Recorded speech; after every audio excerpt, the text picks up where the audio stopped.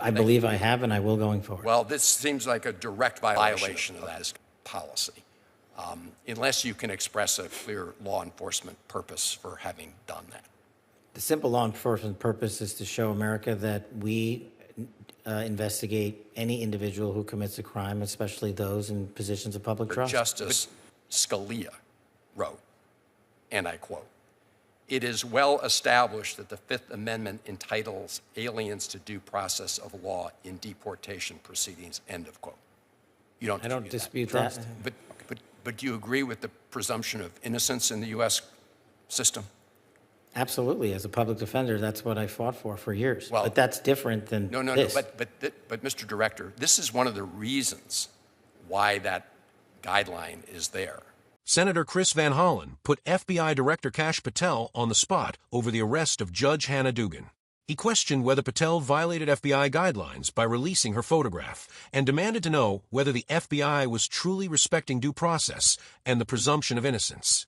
It is important that we reaffirm everybody's obligation to comply with the Constitution, and I appreciate that was your answer broadly to the question asked by Senator Merkley.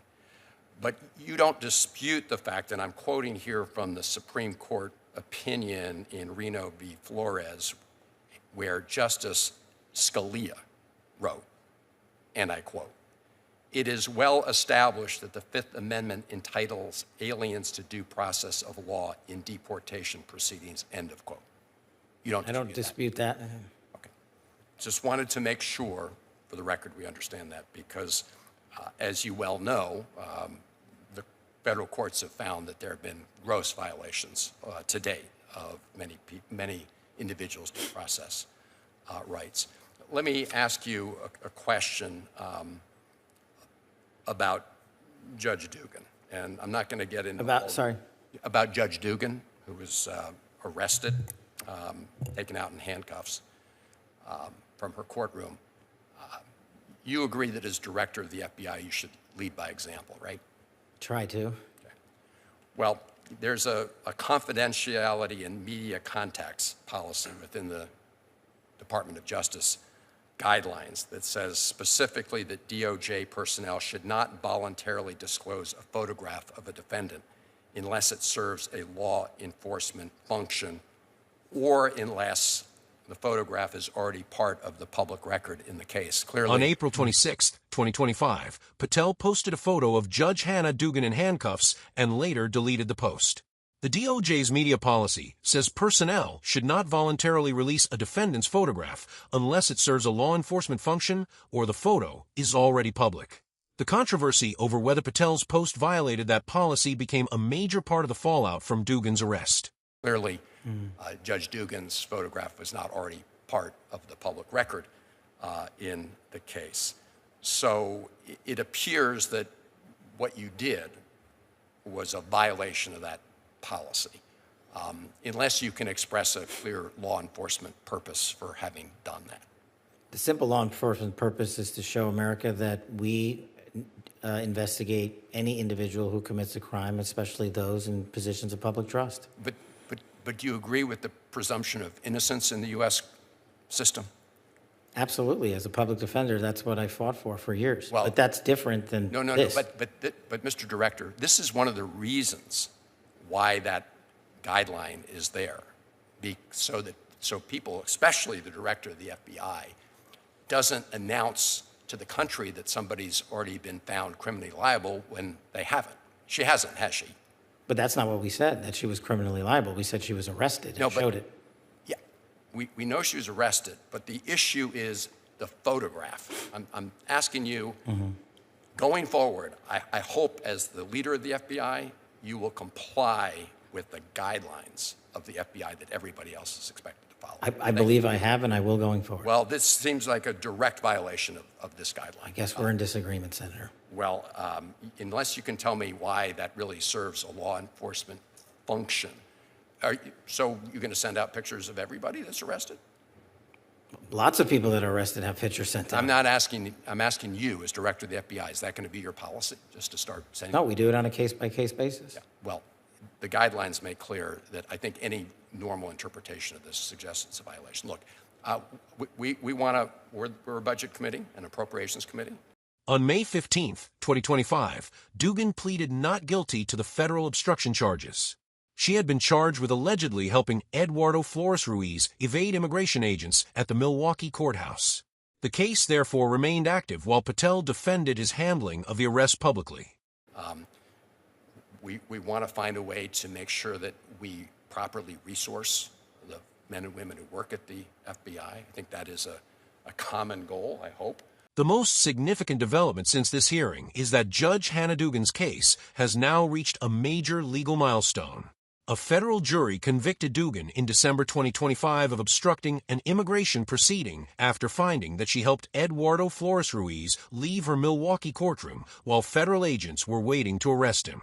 In July 2026, she was sentenced to a $5,000 fine with no prison or probation, but the case is still being appealed. That development gives Senator Chris Van Hollen's questioning of FBI Director Kash Patel much greater significance. Van Hollen was not arguing in this exchange that Dugan should be immune from prosecution. His concern was whether the FBI director had followed DOJ guidelines governing the public release of defendants' photographs and whether publicly displaying Dugan's photograph risked undermining the presumption of innocence.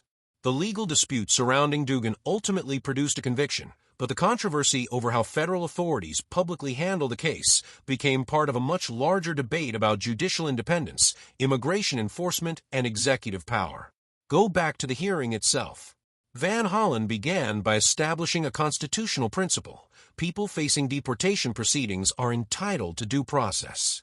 He then connected that principle to Dugan, a sitting judge who had been arrested and removed from her courthouse in handcuffs.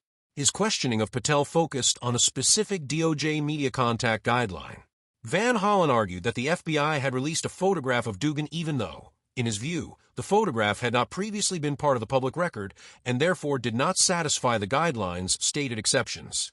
Patel defended the decision by saying there was a legitimate law enforcement purpose, demonstrating to the public that the FBI investigates criminal conduct even when the person involved holds a position of public trust.